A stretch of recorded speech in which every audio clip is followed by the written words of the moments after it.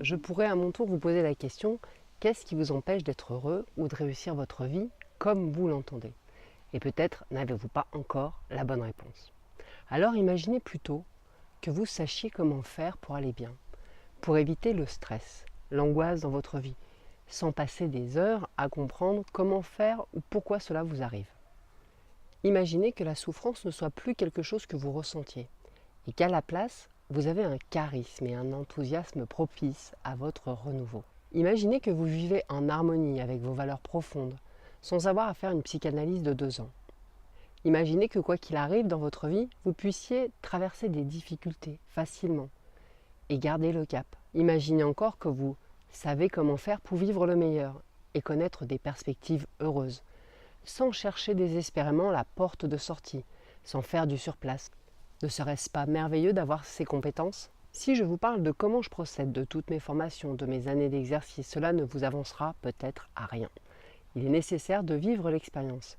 C'est comme le chocolat. Je peux vous expliquer le goût du chocolat, mais rien ne remplacera votre expérience. En tout cas, si vous êtes curieux et vous désirez en savoir plus sur qui je suis, ou avez besoin d'être rassuré sur mon parcours, sentez-vous libre de lire en bas de la page. Et pour info, vous avez aussi à votre disposition des articles dans le blog qui peuvent être un complément pour comprendre comment vous fonctionnez et pour et où continuer à aller mieux. Ce qui est intéressant, ce qui m'intéresse, c'est plutôt de savoir comment vous allez faire pour avoir une vie riche et sereine, sans perdre votre énergie à souffrir. Arrêtez de vous poser tout un tas de questions, passer des heures à raconter encore votre histoire, être dans l'incompréhension, perdu, sans issue. Comment vous allez faire pour ne pas rester là où vous en êtes dans votre vie, avec vos problèmes, vos envies? Comment faire avec peut-être cette peur du changement? Peut-être n'avez-vous pas encore vraiment envie de vous investir, ou peut-être n'êtes-vous pas complètement prêt à aller mieux. Peut-être même que vous croyez que je suis la solution, que la solution est à l'extérieur de vous. Certains d'entre vous peuvent même se dire que cela va prendre trop de temps, que cela ne va pas bouger assez vite. Alors effectivement, si c'est ce que vous vous dites, il y a 2 solutions. Soit vous arrivez à voir que cette façon de penser vous limite, et vous faites le premier pas, soit il se passera ce qu'il se passe déjà. Pourquoi? Parce que personne ou très peu n'a reçu d'enseignement sur le fonctionnement du cerveau humain, ni sur la communication non bienveillante, ni sur comment faire pour intégrer une posture libératrice et adopter cette vision gagnant-gagnant. Tout apprentissage, toute évolution demande de l'investissement et du temps. Et c'est en vous engageant dans ce processus de la pleine conscience que vous allez vous proposer à vivre le meilleur.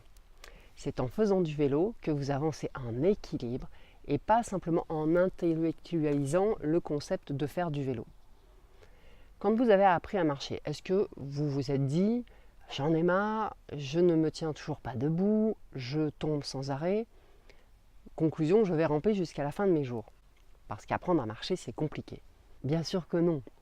Alors, cet accompagnement thérapeutique est fait pour que vous appreniez à devenir l'acteur conscient de votre idéal de vie.